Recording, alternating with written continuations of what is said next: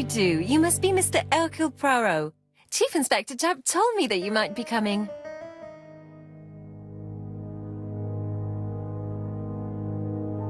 Madame, you may be of valuable help to me. It would be my pleasure to help you. Will there be some journalists there as well? I think you might even be interviewed. You are key witness. I've suspected him for some time, but he appeared so harmless. Oh yes, sometimes he got angry and waved his arms about. But even then, he wasn't frightening. And he was as gentle as a lamb again immediately afterwards. It was only this morning that I understood. He told me he was going to Cheltenham, but my daughter saw him at Euston Station. It's not the right station. To get to Cheltenham, you have to take the train from Paddington. And what's more, Mr. Cuss left behind an ABC with Doncaster underlined. As you can imagine, when I saw that, I called Scotland Yard.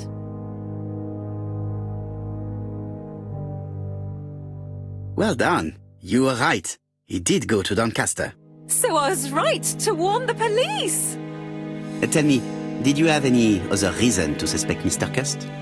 Well, he's odd. Sometimes he coughs really loudly and complains that his throat is burning, and sometimes he talks to himself and stares into space. He told me that it was because of a wound he got in the war. His head hasn't been quite right since, he said. And then he was in Churston when that millionaire got murdered. I found his train ticket when I washed his coat. He didn't want me to wash his shirt. He washed it himself. But I did see big brown stains on it.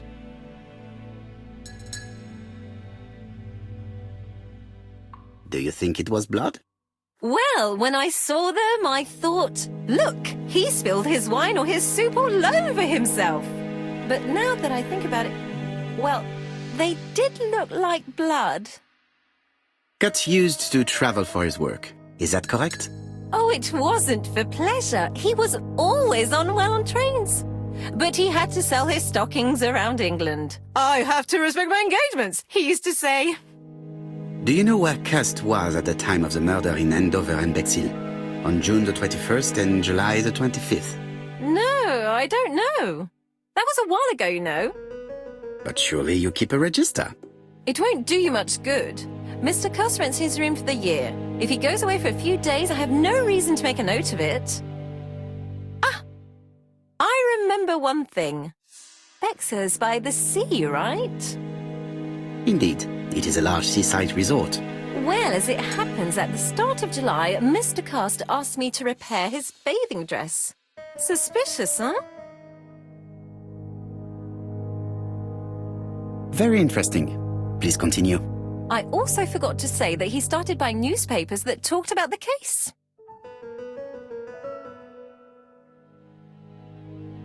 When did he start buying the newspapers? Let's see. I think it was just after the millionaire's murder in Churston. He didn't seem all that interested before that. That will be all for now. I'm going to take a look at his room. Take the key on the counter.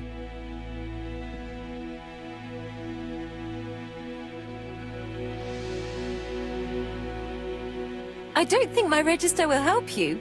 Mr. Cuss rents his room all year. If he goes away for a few days, I have no reason to make a note of it.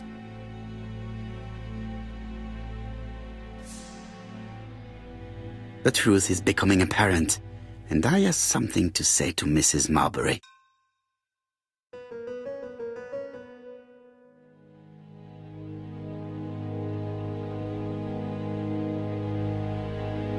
I have something to say to Mrs. Marbury.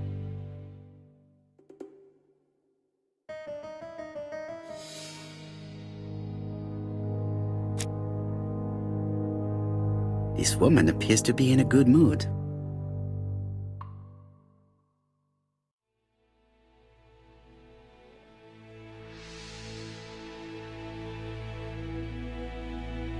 Mrs. Marbury is in a good mood. She's working very precisely in producing incredibly thin peel.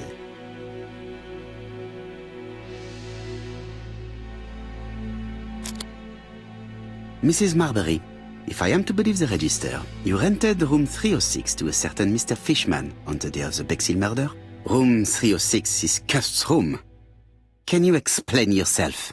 Yes, I remember. Just for one night as a favour. Mr. Custer was away, all my other rooms were taken, and poor Mr. Fishman had nowhere to go.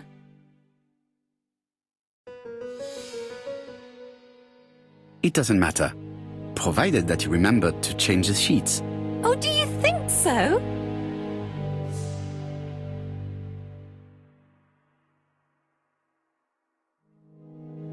It looks like I've found the real master of this house.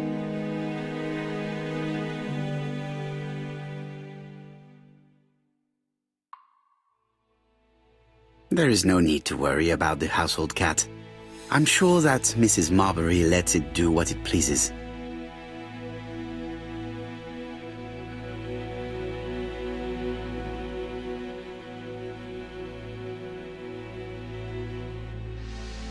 This dark stain. It could be blood, but goodness knows how long it has been there.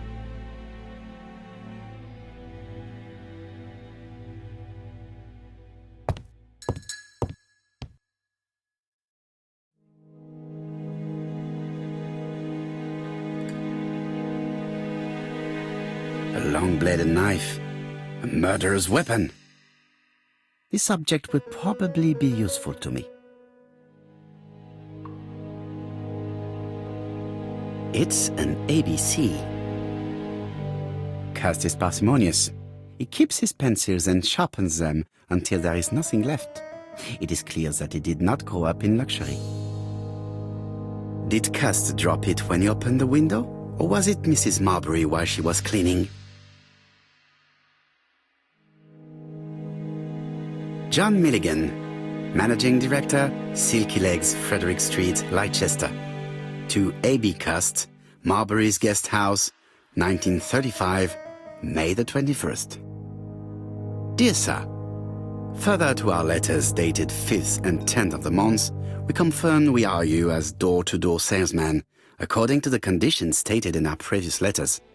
We will send you the articles by mail and also a Redfield typewriter you will be using for every business letter. Regarding the schedule of your rounds, please do as following. June 21, Andover. Arrive by train the 20th in the evening and get a room at Station Hotel. Start your turn in the north part of the town. This letter establishes that Cust went to Andover, but the ink has hidden the destinations of his other trips. I know from Mrs. Marbury that he went to Churston. I just have to show that he went to Bexhill, and I will have proved that he was present at all the crime scenes.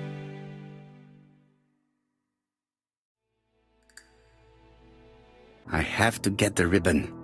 How am I going to do it?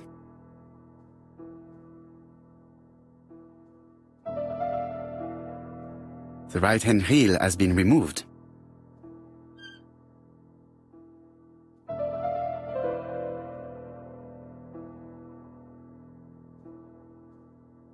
The left-hand heel has been removed.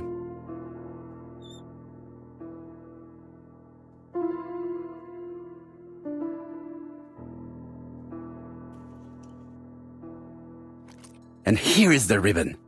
Let us see if it was indeed used to write the letters sent by ABC. I only need the ink ribbon for my inquiry. I will let Jack clean the keyboard if he wishes.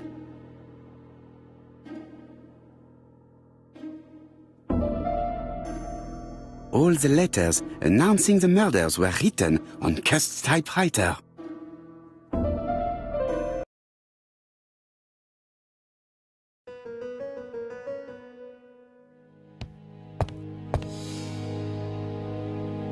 Trousers, white shirts, everything has been washed very well. All the main articles referring to the ABC case are here, from the Churston murder onwards. Nothing before that date. Most probably the bathing dress repaired by Mrs. Marbury's expert hands. The Bexhill Daily paper, dated from the day of the Bexhill murder.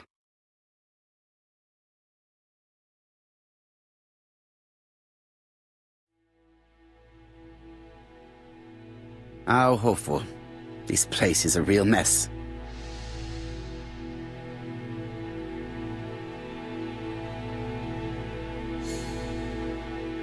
The least we can say is that Mr. Cust is not very concerned about order and balance.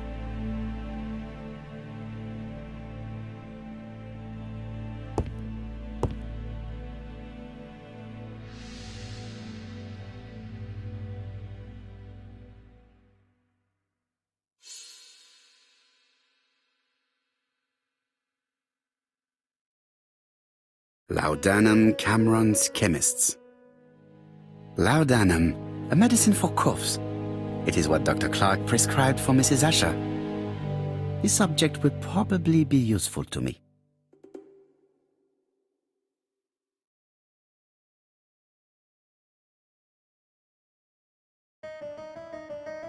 Diethyl barbituric acid, Johnson Company.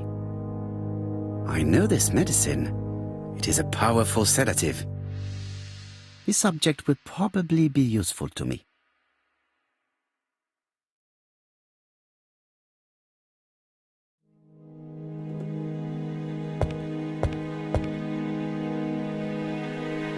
ABC guys, enough to sign about a dozen murders.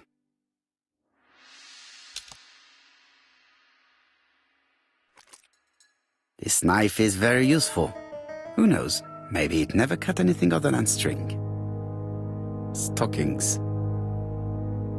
Let us now try and get our brain cells to work.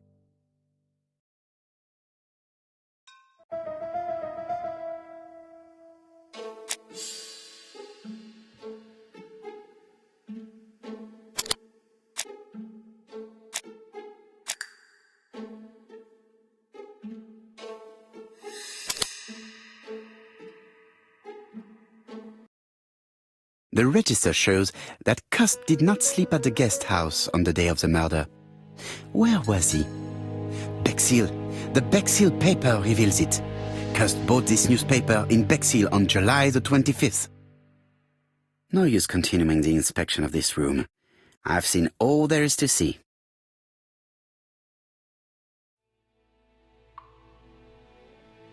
Goodbye, Mrs. Marbury. Thank you for your help. Bye. Ah, Chief Inspector. I was about to leave. Good evening, Chief Inspector. Welcome. Please excuse me, I must go to the kitchen. I'll leave the key of Mr. Cust on the counter. I'm sorry I'm late. I've spent ages with the Doncaster police. And you? I have established one fact. On 3 occasions, Cust was at the scene on the day of the crimes.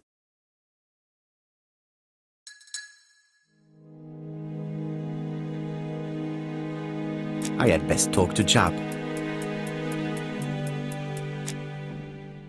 I've listened closely to what you have to say, Poirot. For me, there's no doubt Cust is guilty. Do you have any element that might prove the contrary? That is what we're going to look for. Let us now try and get our brain cells to work.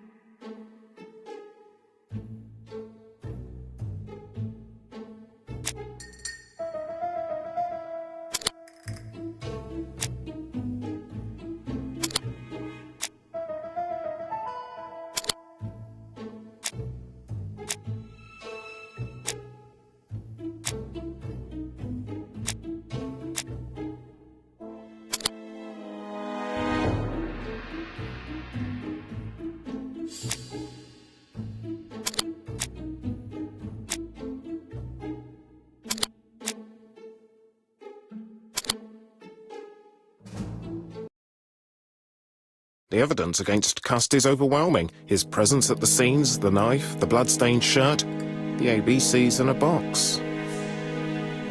C'est vrai. However, the blood Mrs. Marbury saw on Cust's shirt may have been his own. According to his medical records, he suffers from hemoptysis. The murderer cut Sir Carmichael's throat from behind, and the blood spurted outwards. You would expect the murderer's shirt to be stained on the sleeves, not on the buttonholes, yet we see quite the opposite. You would expect the murderer to keep the newspaper articles about his crimes. But Cust's collection starts in Cheston, as if it discovered the case rather late. I agree it's troubling, but it doesn't change my mind. There's small details that we should be able to clear up by questioning Cust. When can we talk to him? Doncaster is sending him to us on the first train. Are they questioning him already? He says he can't remember a thing. It's plausible. Doctors say he suffers from absences and amnesia. Mrs. Marbury has confirmed this. He may have done the murders in an altered state. A familiar situation. It's not enough to clear his name.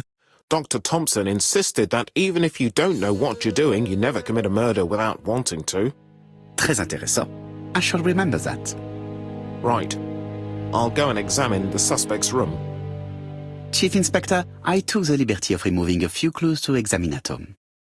All right, we'll discuss them tomorrow. In the meantime, I'm going to see if you've missed something.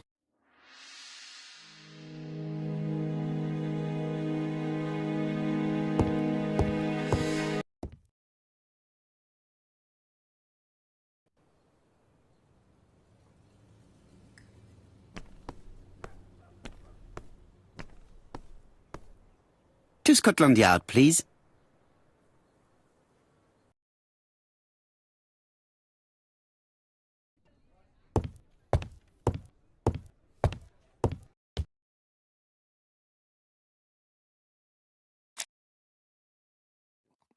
This man is not in good shape.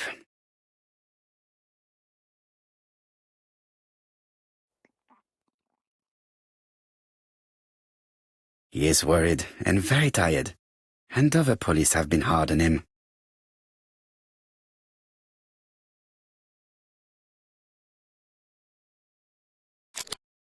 What do you want from me?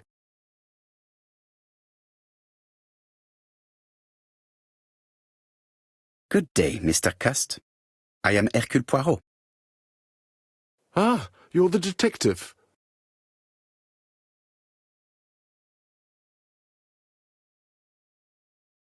Yes, I am the person you have been sending the letters to. I didn't write these letters. I've already said so.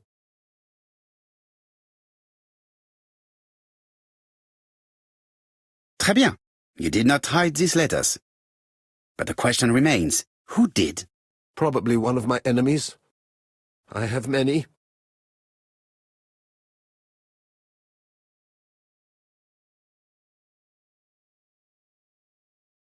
I do not believe that you are capable of murder, Mr. Cust. I hope not.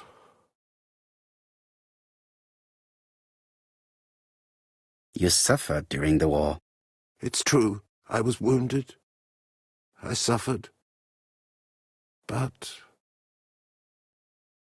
the army was the only place I didn't feel inferior. No questions. Just orders to follow. But ever since you were wounded, you have absences, bouts of amnesia. And headaches. Professor Clark treated you. Yes, a few years ago he really helped me with my burned throat.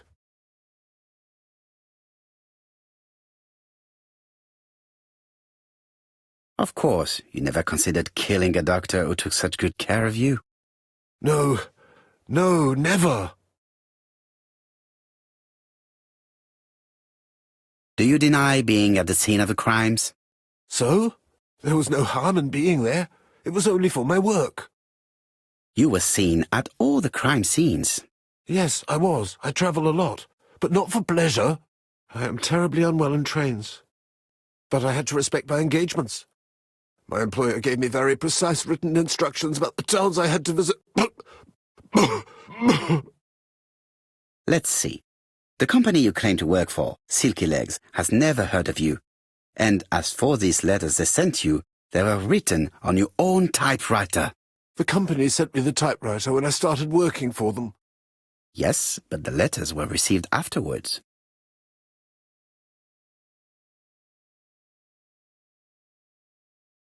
So it would appear that you typed them before sending them to yourself. I don't remember. Good God! I don't know what's happening to me. My head hurts terribly.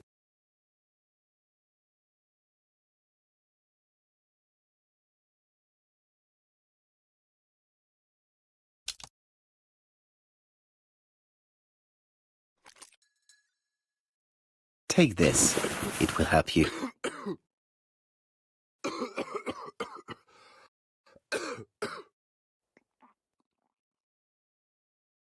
Oh, I think I'll be fine. Let us see, Cust. Look at me. You know very well that you committed these murders? Yes, I know. But I'm not wrong in saying that you do not know why you committed them. No, I don't.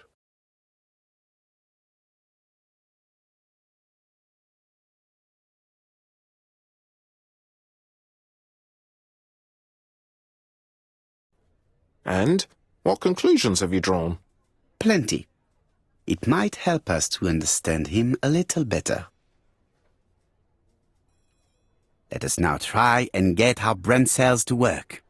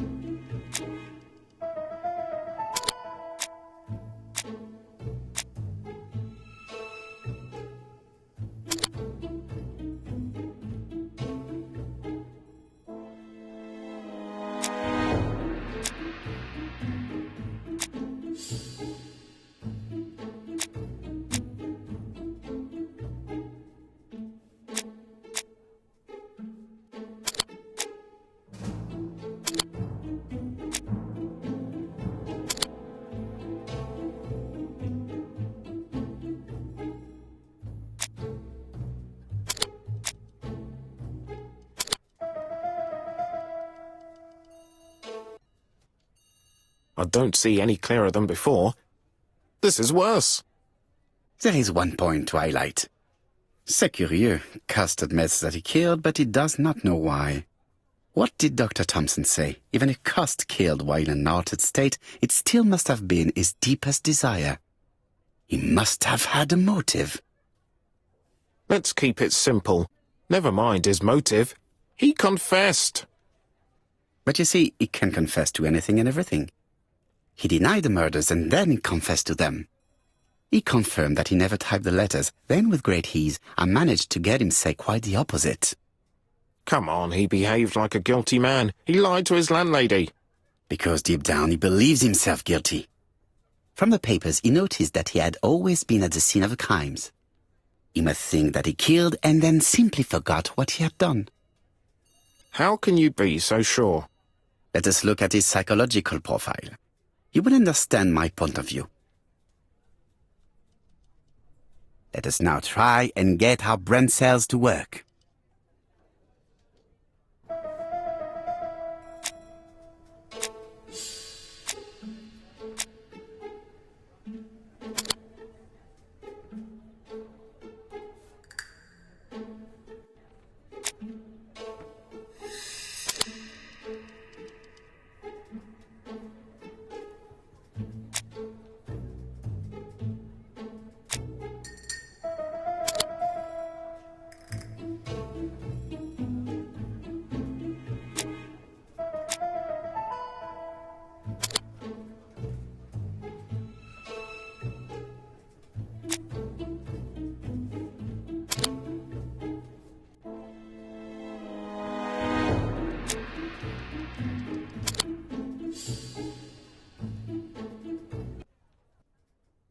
You see, Cust's character is quite the opposite of the murderer's.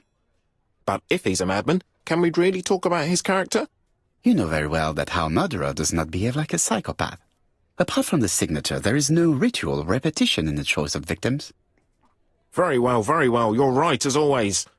So we have no confession, no culprit, no suspects, nothing. And all that after 2 months of inquiry? What should I do? Have faith. Just give me 24 hours.